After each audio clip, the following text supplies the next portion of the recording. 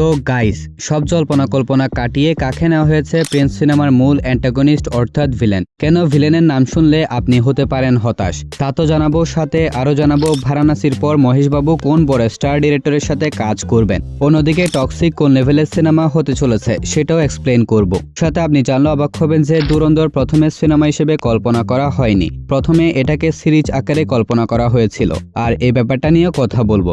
তো আজকের এই ভিডিওটা অনেক বেশি ইন্টারেস্টিং হবে, তাই শেষ পর্যন্ত অবশ্যই দেখবেন। ভিডিও শুরু করার আগে কাইন্ডলি ভিডিওতে লাইক এন্ড চ্যানেলটা সাবস্ক্রাইব করে রাখুন। তাহলে চলুন এবার ভিডিও শুরু করি।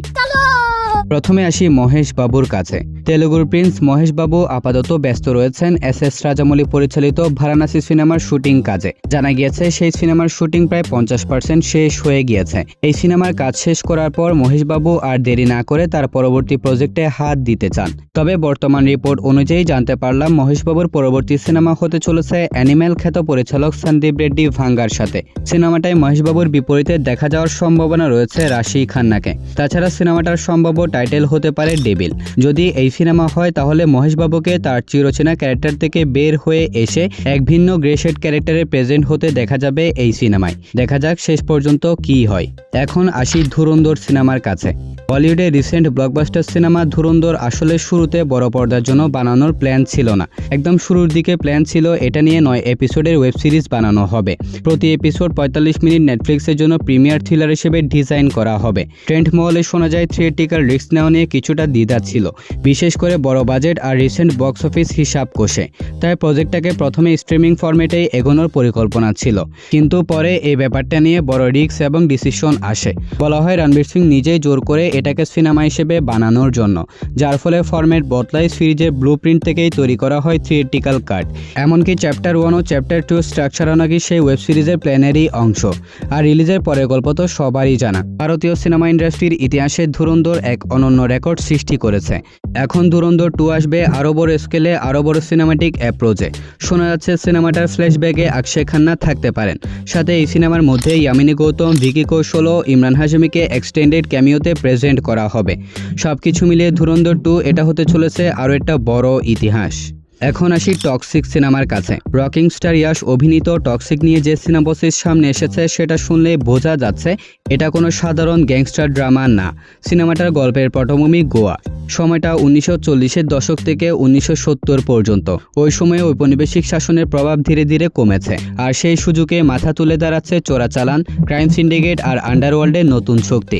বাইরে থেকে গোয়া স্বর্গের মতো সুন্দর একটা উপকূলীয় শহর, কিন্তু ভিতরে ভেতরে শুরু হয়েছে অন্ধকার খেলা। এই বিশৃঙ্খলার মাঝেই এক ব্যক্তি রক্ত, ভয় আর বিশ্বাসঘাতকতার উপর দাঁড় করায় নিজের সাম্রাজ্য। এইখানে ক্ষমতা কাউকে উপহার দেওয়া হয় না, শক্তি দিয়ে ছিনিয়ে নিতে হয়। সেই ক্ষমতার মূল্য একদিন না একদিন তাকে অবশ্যই দিতেই হবে। চোরাচালানের রুটগুলা যখন যুদ্ধক্ষেত্রে পরিণত হয় তখন বন্ধু আর শত্রুর পার্থক্য বোঝা কঠিন হয়ে যায়, বিশ্বাস ভেঙে যায়, সন্দেহ বাড়ে, আর বেঁচে থাকতে হলে ক্ষমতায় হয়ে ওঠে একমাত্র ভরসা। সব মিলিয়ে বোঝাই যাচ্ছে এই সিনেমায় থাকবে প্রচণ্ড নির্দয়তা আর ডার্ক টোন। যদি সঠিকভাবে ব্যাপারটাকে এক্সিকিউট করা হয় তাহলে এই সিনেমা হতে চলেছে সাম্প্রতিক সময়ের সবচেয়ে বড় ডার্ক ইন্টেন্স ড্রামাগুলোর মধ্যে একটি। তাছাড়া সিনেমাটায় অ্যাকশন ডিরেক্টর হিসেবে কাজ করেছেন হলিউডের অ্যাকশন ডিরেক্টর জে পেরি। তাই সিনেমাটার মধ্যে নেক্সট লেভেলের চোখ ধাঁধানো অ্যাকশন সিকোয়েন্স আমরা দেখতে পারবো, যা অনেক বেশি ব্রুটাল হতে চলেছে।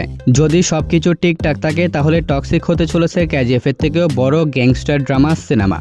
এখন আসি প্রিন্স সিনেমার কাছে। মেগাস্টার শাকিব খান অভিনীত প্রিন্স সিনেমাকে ঘিরে শুরু থেকে অসংখ্য জল্পনা কল্পনা ফ্যান্সদের মধ্যে দেখা গিয়েছে। তবে সিনেমার পরিচালক আবু হায়াত মাহমুদ যখন জানিয়েছিলেন এই সিনেমায় ভিলেন হিসেবে এমন এক চমক থাকবে যা সবাইকে অবাক করে দিবে, তখন থেকে ভক্তরা আরো বেশি এক্সাইটেড হয়ে যায়। যার কারণে এই সিনেমায় ভিলেন হিসেবে কখনো নাম উঠে এসেছে নওয়াজুদ্দিন সিদ্দিকীর, কখনো প্রসেনজিৎ, আবার কখনো জ্যাকি শ্রফ। কিন্তু গতকালকে সিনেমাটার ভিলেন নিয়ে একটা বড় আপডেট সামনে এসেছে, আর এটা কিন্তু অনেকটাই কনফার্ম। সো সেই আপডেটটা হচ্ছে মেগাস্টার শাকিব খান অভিনীত প্রিন্স সিনেমায় মেন ভিলেন হিসেবে থাকতে চলেছে বলিউড অভিনেতা দিবেন্দু ভট্টাচার্য। তিনি এর আগে লুটেরা, খুদা হাফেজ, মিশন রানীগঞ্জ সহ বেশ কিছু সিনেমা ও সিরিজের সাইড আর্টিস্ট এবং ভিলেন হিসেবে কাজ করেছে। জানা গেছে তিনি ইতিমধ্যে প্রিন্স সিনেমার শুটিং ইউনিটে যোগ দিয়েছেন। শুরুর দিকে সিনেমাটায় ভিলেন হিসেবে বড় বড় কয়েকজনের নাম শোনা গেলেও শেষ পর্যন্ত দিবেন্দুই থাকতে চলেছে প্রিন্স সিনেমার মূল অ্যান্টাগনিস্ট। তবে দিবেন্দু একজন অভিনেতা হিসেবে বেশ শক্তিশালী। যদি কম বাজেটে ওনাকে গ্র্যাব করে ম্যাক্সিমাম আউটপুট বের করে আনা যায় তাহলে সেটা হবে প্রিন্স সিনেমার টিমের জন্য গুড মুভ। কিন্তু উনি ভালো আর শক্তিশালী অভিনেতা হলে কি হবে, বাংলাদেশে ওনাকে তেমন একটা কেউ চিনেই না। সবাই আশা করেছিল বলিউড থেকে একজন জনপ্রিয় অ্যাক্টরকে কাস্ট করা হবে, যার কারণে বিশাল সংখ্যক অডিয়েন্স এই সিদ্ধান্তে হতাশ হয়েছে। তবে এটা সত্যি যে তিনি অত্যন্ত শক্তিশালী এবং ভালো একজন অভিনেতা। যদি তাকে সঠিকভাবে ব্যবহার করা হয় তাহলে আমাদের সব অভিযোগ সুনামে বদলে যাওয়ার সম্ভাবনা রয়েছে।